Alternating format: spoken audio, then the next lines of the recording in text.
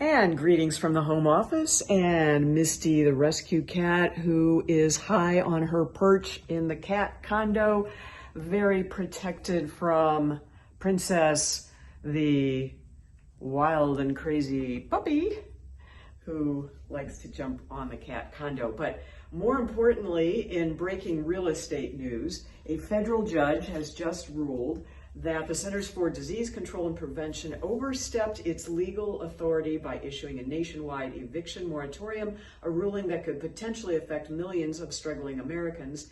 The U.S. District Court 20-page order says that the protection first put in place during the Trump administration and the coronavirus pandemic is now set to run out on June 30th, goes too far. It is the rule of political branches and not the courts to assess the merits of policy measures designed to combat the spread of disease, even during a global pandemic, the order states. The question for the court, and the cat is jumping down now, so, if you see the camera shaking, that's why. The question for the court is a narrow one. Does the Public Health Service Act grant the CDC the legal authority to impose a nationwide eviction moratorium? It does not, according to the court order.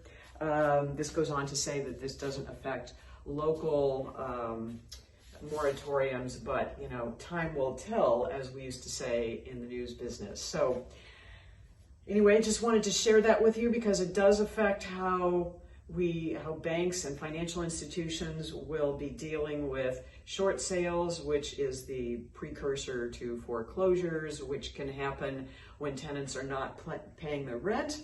And if that goes, if this holds, you might see more short sales, which is kind of the first step before a property goes into foreclosure. So puts people in some interesting, precarious situations, and as a realtor, you need somebody who is familiar with those kinds of situations and how to deal with it.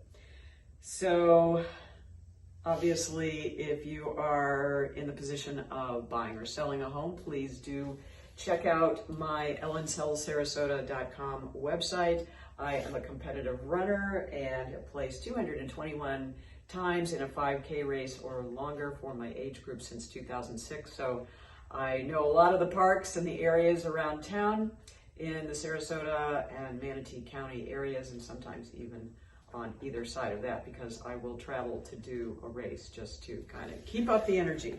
So if your realtor doesn't have this kind of energy, please let me know, and I'm happy to share with you my experiences and knowledge. And of course, because I do have a lot of social media platforms that I'm on, always happy to share your listing if you choose to list with me. So 5,000 friends on Facebook and a lot of other platforms based from my work prior to COVID shutting down my book tour. So happy to share my background with you in real estate, which includes 2 Emmys in the National Press Club, lots of stories on real estate fraud, and I grew up in the construction business, so kind of in my blood to do this. If I can help you, always want to hear what you're looking for and how our office, which has a wonderful staff of people to help, can get you where you want to be in this kind of a challenging market